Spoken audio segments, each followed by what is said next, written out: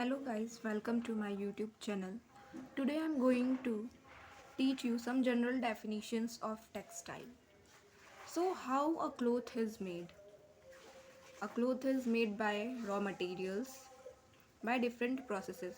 So firstly we will learn about fiber. What is fiber? Fiber is the basic unit of manufacturing any cloth. Or also we can say that fiber is a raw material to produce yarn or thread. यानी कि fibre जो है यानी कि रेशा जो है एक रॉ मटेरियल है जो कि धागे को बनाने के लिए प्रयोग किया जाता है. It is a type of hair whose length is 100 times to its breadth. यानी कि हम ऐसा कह सकते हैं कि ये एक प्रकार का हेयर है जिसकी लंबाई उसकी चौड़ाई से 100 गुना ज़्यादा होती है. It can be spun into yarn to made into fabric by various methods including weaving, knitting, twisting और felting etc. यानी कि हम क्या करते हैं फाइबर को उसको स्पन करते हैं यानी कि सूट काटते हैं इनटू यार्न धागे के रूप में ताकि हम उसका फैब्रिक बना सकें. और उसके लिए क्या क्या मेथड्स इंक्लूड किए जाते हैं. वीविंग करते हैं, नीडिंग करते हैं, ट्विस्टिंग करते हैं, फेल्टिंग एट्सेट्रा. तो यहाँ पे एक क्वेश्चन अराइज होता है कि हमारे इन्वायरमेंट में जितने भी फाइबर्स प्रेजेंट हैं बहुत सारे फाइबर्स प्रेजेंट हैं तो क्या जितने भी फाइबर्स हैं सारे फाइबर्स का यूज़ हम क्लॉथिंग में कर सकते हैं, कपड़ा बनाने के लिए कर सकते हैं. तो नहीं. क्यों नहीं कर सकते हैं? क्योंकि किसी भी फैब्रिक को बनाने के लिए, क्लॉथ को बनाने के लिए कुछ उसकी प्रॉपर्टीज़ होती हैं जो कि बहुत इंपॉर्टेंट होती हैं. तो उन फाइबर्स की जो इसेंशियल प्रॉपर्टीज़ हैं हम उन्हें जानेंगे. जैसे कि सफिशिएंट स्ट्रेंथ यानी कि फाइबर का जो स्ट्रेंथ होना चाहिए वो पर्याप्त होना चाहिए. लेंथ होनी चाहिए उसकी. फ्लेक्सिबिलिटी उसमें तनाव होना चाहिए. ऑब्जर्वेंसी उसमें ऑब्जर्व करने की क्षमता होनी चाहिए. हीट एब्जॉर्ब कर सके.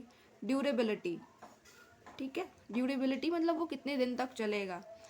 अगर हम ऐसा फाइबर का यूज़ तो कर नहीं सकते हैं जिसका फैब्रिक बनाया वो ज़्यादा दिन तक चला नहीं. तो इसलिए हम फाइबर की ड्यूरेबिलिटी भी चेक करते हैं. फाइननेस कितना फाइन है यार फैब्रिक. तो इन सारी चीज़ों को हम लेते हैं, प्रॉपर्टीज़ को देखते हैं, तब जाके हम उस फाइबर का चुनाव करते हैं. उसके बाद हम किसी फैब्रिक का मेड करते हैं, बनाते हैं.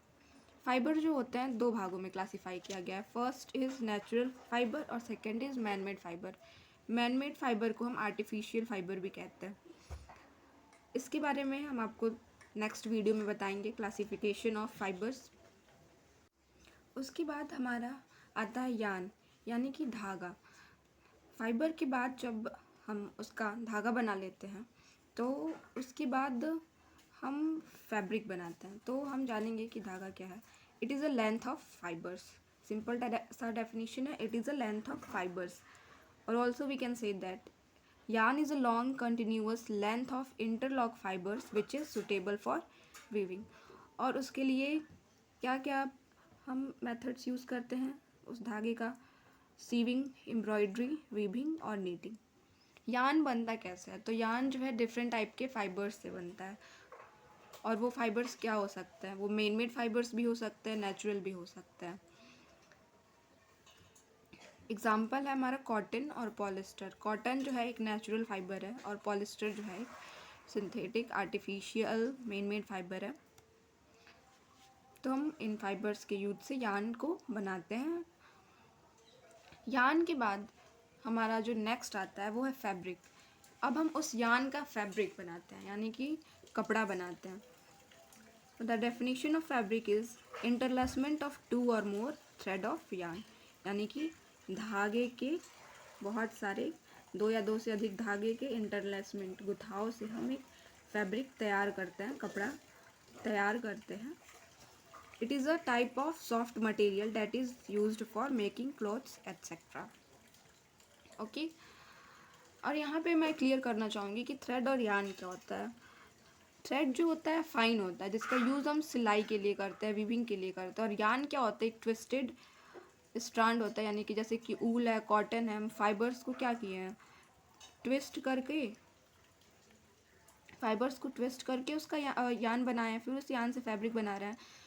तो यान जो होता है ट्विस्टेड स्ट्रैंड होता है, जो कि ऊल का भी हो सकता है, कॉटन का हो सकता है। मेनली क्या करते हैं हम इसका यूज़ फैब्रिक को बनाने के लिए करते हैं। यान का यूज़ हम फैब्रिक को बनाने के लिए करते हैं, पर वहीं थ्रेड जो है उसका प्रयोग हम सिलाई के लिए करते हैं। जैसे कि हमारा फैब्रिक बन चुका है, हमारा फैब्रिक बन के तैयार हो चुका है, तो अब हमें इसकी जीन्स बनानी है, शर्ट बनानी है, तो उसको बनाने के लिए हम सिलाई करते हैं। तो उसके लिए हम फाइन थ्रेड का यूज़ करते हैं। ये जो होता है डिफरेंस होता है थ्रेड और यान में।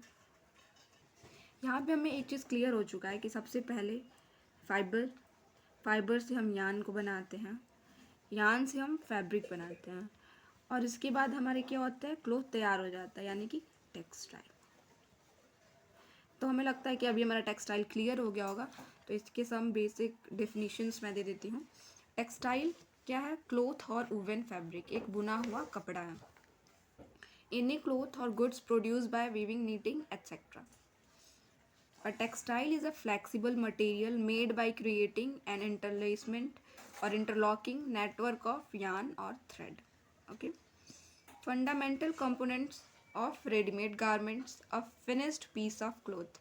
यानी कि जब कपड़ा तैयार हो जाता है तो वो किसी भी गारमेंट का, जो रेडीमेड गारमेंट हम लोग खरीदते हैं, जैसे कि फ्रॉक है, पैंट है, तो वो क्या होता है, वो फैब्रिक से बना होता है, तो वो टेक्सटाइल का पार्ट है।